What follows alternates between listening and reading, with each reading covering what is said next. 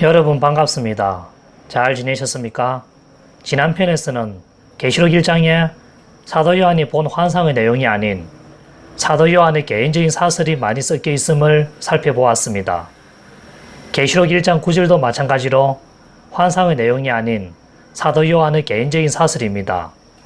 그 9절은 사도 요한 자신이 과거의 복음 증거로 박해를 받아 밤모섬에 갇히게 된 사연을 이야기하는 개인적인 사설일 뿐, 사도 요한이 환상으로 본 내용과 아무 상관없는 개인적인 고난받은 체험담을 이야기하는 것 뿐입니다.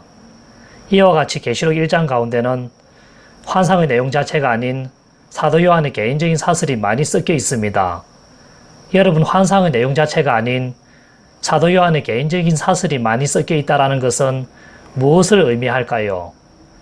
그것은 개인적인 사설을 말하는 사도 요한과 그 말을 듣는 수신자의 입장인 일곱 교회는 미래에 나타날 예언적인 존재가 아니라 2000년 전 그 당시의 사도 요한과 일곱 교회였음을 나타내고 있는 것입니다. 이미 전에 환상을 보고 난 뒤 일상생활의 멀쩡한 정신상태로 돌아온 사도 요한은 그를 받을 수신자 일곱 교회에게 자기가 본 환상의 내용 자체가 아닌 개인적인 사설을 1장에서 말하였는데, 만약 일상생활을 멀쩡한 정신상태에서 말하는 자신의 그 개인적인 사설을 듣는 수신자인 일곱 교회가 그 당시에 존재하지 않는 자라면 사도 요한은 그냥 정신병 환자가 되는 것입니다. 왜냐하면 환상의 내용 자체가 아닌 그냥 개인적인 사설로 상대방과 대화하는 내용이니 그냥 혼자서 대화하고 떠들고 있는 일을 하는 것이기 때문입니다. 여러분, 혹시 길 가다가 꼭 누구와 대화하듯이 혼자서 웃고 떠들며 대화하는 사람을 본 적이 있습니까? 그런 정신질환자와 같은 것입니다. 그러나 사도 요한이 정신병자일 리가 없죠. 그러니 환상의 내용 자체가 아닌데 사도 요한이 일상생활의 멀쩡한 정신상태에서 개인적인 사설로 일곱 교회와 대화했다라는 것은 일곱 교회는 2000년 전 그 당시 일곱 교회임을 나타내는 것이고 미래에 나타날 예언적 존재가 아님을 드러내는 것입니다. 왜냐하면 사도 요한이 정신병자가 아닌 이상 그 당시에 존재하는 대상과 개인적인 사설로 대화했기 때문입니다. 또 그 대화의 대상이 일곱 교회이니 일곱 교회는 2000년 전 그 당시 일곱 교회가 되는 것이죠. 그럼 개인적인 사설을 일곱 교회라는 상대에게 말한 사도 요한은 어떨까요? 마찬가지로 2000년 전 그 당시 존재가 되며 미래에 나타날 예언적 존재가 아닙니다.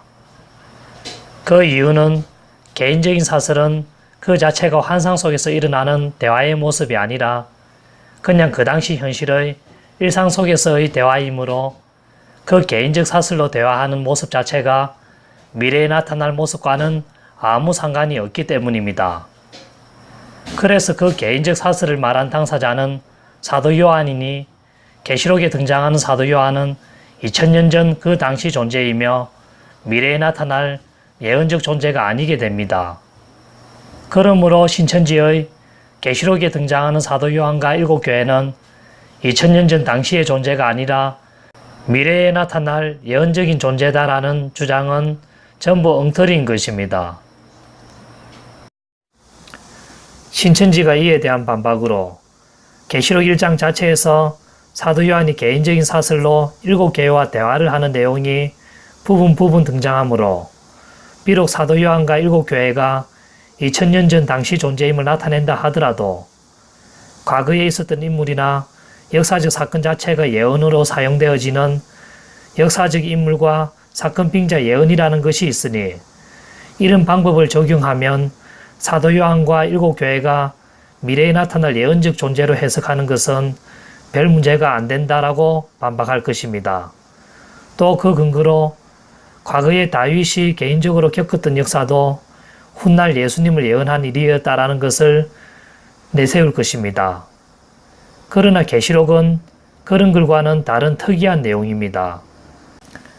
계시록은 사도 요한과 일곱 교회라는 과거의 인물이 개인적인 대화를 담은 그 당시의 행동이라는 역사적인 내용도 있지만 그것과 동시에 미래에 나타날 예언적 내용을 구체적으로 구분하여 명시하는 내용도 같이 담고 있습니다. 즉 과거의 인물의 역사적 행동과 그것과 구분하여 미래에 일어날 예언적인 내용을 모두 포함하고 있는 글이라는 뜻이죠. 이런 두 가지 면을 함께 담고 있는 내용이 역사인물 사건 빙자의 예언으로 사용된 사례는 성경에 한 군데도 나오지 않습니다. 또 그런 내용들이 역사적 인물 빙자 예언으로 사용되어질 수도 없습니다. 왜냐하면 계시록 그 글 자체에서 그 당시 사도 요한의 개인적인 사설의 현재일과 따로 분리하여 환상으로 본 내용이 무엇인지, 미래에 일어날 예언의 일이 무엇인지 명시하여 구분해주고 있기 때문입니다. 계시록 자체에서 이것이 미래에 일어날 예언이다라고 구분하여 명시하고 있는데 왜 굳이 사도 요한의 현실의 개인적인 사설도 같이 싸잡아 미래의 예언의 일로 해석해야 하나요? 그럴 필요가 없는 것이죠. 이런 현재의 현실의 개인적인 사설의 내용과 미래에 일어날 예언적 내용이 같이 함께 섞여 있는 글은 따로따로 구분하여 개인의 사설은 그때의 현실의 내용으로, 미래의 일은 미래에 나타날 일로 해석해야 합니다. 또 이런 종류의 글에는 역사적 인물이나 사건 빙자 예언의 방법이 적용되지 못합니다. 이미 본문 자체에서 미래의 예언의 일이 무엇인지 구분해 주니까요. 쉽게 이해하도록 한 가지 예를 든다면, 만약 제가 철수에게 편지를 쓰는데 철수야 잘 지내냐? 가족들은 다 평안하고 건강하냐? 나는 최근 이사 문제로 고생이 많았다라고 하며 저의 현실의 개인적 사설을 말한 다음 그 다음 내가 이 글을 너에게 적어 보내는 이유는 앞으로 미래에 일어날 일들을 알려주려는 것이다 라고 하며 미래에 일어날 일을 철수에게 글로 적어 알려주었을 때 굳이 그 글에서 미래에 일어날 일을 구체적으로 따로 구분하여 명시하여 알려주고 있는데 왜 철수에게 하는 문안인사나 최근 제가 당한 이사 문제로 고생한 일이라는 제 개인적인 사설까지 싸잡아 미래에 나타날 일로 해석해야 하나요? 이런 이치와 같은 것입니다. 그런 이치와 같이 계시록에 등장하는 사도 요한의 7교회를 향한 개인적인 사설의 그 당시의 현재의 내용도 미래에 나타날 예언으로 풀 수 없습니다. 이에 대한 신천지의 또 다른 반박으로 7교회에 대하여 1장 20절에서 7별과 7금초대의 비밀이다라고 하였으니 비밀이다라는 것은 예언이 성취되어 나타날 실체가 감추어진 예언을 말하는 것이므로 7교회는 예언적인 존재가 아니냐라고 반박할 것입니다. 그러나 이런 반박도 걱정할 필요가 없습니다. 계시록 1장 20절에서 직접 7별의 비밀과 7금초대의 정체에 대하여 7사자와 7교회라고 하며 풀어주고 있고 그 실체가 무엇인지 나타내어 주고 있습니다. 그래서 더 이상 성취되어 나타날 또 다른 그 실체가 필요가 없고요. 더군다나 환상의 내용이라고 다 미래에 나타날 예언적인 일만 담은 것은 아닙니다. 환상 중에는 먼 미래에 나타날 재림의 심판의 기준으로 사도 요한 당시 그때 현재 7교회가 잘하고 있는 점과 못하고 있는 점을 평가하는 내용도 있는데 그 부분은 계시록 2장 3장 내용이고 미래에 나타날 예언적인 내용이 아닙니다. 2000년 전 당시 7교회의 현재 일에 대하여 재림의 심판의 기준으로 평가하는 그 당시 현재 일을 다루고 있는 것입니다. 또 본문 1장 19절 자체에서도 사도 요한 당시 지금 있는 현재의 일과 장차 미래에 되어질 일을 구분하여 기록하라라고 말하고 있어서 미래의 일과 구분된 기록할 또 다른 사도 요한 당시 현재의 일이 있음을 암시해주고 있습니다. 그 현재의 일이 바로 계시록 2장 3장 7교회의 일입니다.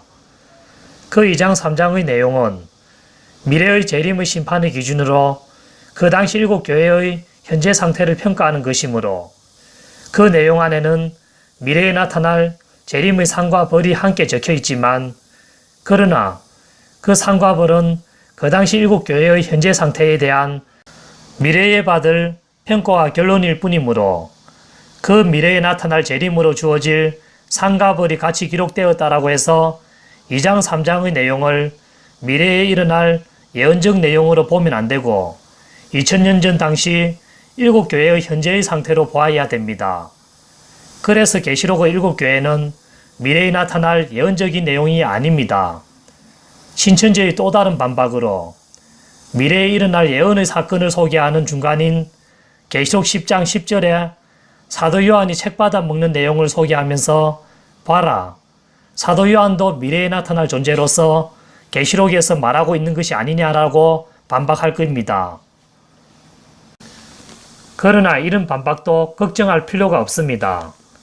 계시록의 내용을 보여주는 형태가 시간상으로 2000년 전 당시 그때의 주님과 천사와 사도 요한이 미래에 일어날 예언적 사건을 서로 관람하고 보면서 그 보고 있는 미래에 일어날 사건에 대하여 중간중간에 대화하며 평가한다든지 또 사도 요한에게 내가 본 것을 미리 전해야 된다라고 부탁한다든지 혹은 권투 경기 중간에 라운드 글이 끼어들어 다음 회전을 예고하는 것처럼 천사가 중간에 끼어들어 다음 순서에 일어날 예언적 사건을 미리 예고하는 발언을 한다든지 미래에 일어날 사건을 보는 도중 그 중간에 끼어들어 있는 여러 일들은 미래에 일어날 예언적인 일들이 아닙니다. 그냥 미래에 일어날 사건을 보는 중간에 끼어들어 있는 그 당시 현재의 일일 뿐이며 미래에 일어날 예언적인 일들이 아닙니다. 그런 일들은 미래에 나타날 예언적인 사건과 분리된 사도 요한 그 당시의 현재의 일들일 뿐입니다. 그런 일들 종류 중에 계시록 10장 10절 사도 요한이 책받아 먹는 일도 해당하는 것이니 그것은 내가 미리 본 앞으로 미래에 일어날 예언적인 사건을 열방에 미리 전해야 된다라는 부탁을 그 당시 현재에 사도 요한이 받고 있는 것뿐입니다. 예를 들어 제가 순이와 함께 영화관에 가서 미래에 일어날 사건에 대하여 시청하고 있는데 그 영화를 보는 도중 중간에 내가 순이에게 그 보는 미래에 일어날 사건이 담긴 영화에 대하여 평가한다든지 그 보고 있는 영화와 관련된 여러 이야기를 나눈다고 해서 그 순이와 나누는 대화마저 보고 있는 영화 속에 있는 미래에 나타날 사건의 내용이 될 수 없는 것처럼요. 그런 이치와 같은 것입니다. 이때껏 사도 요한과 7교회는 미래에 나타날 예언적인 존재가 아님을 여러 방면으로 살펴보았습니다. 감사합니다.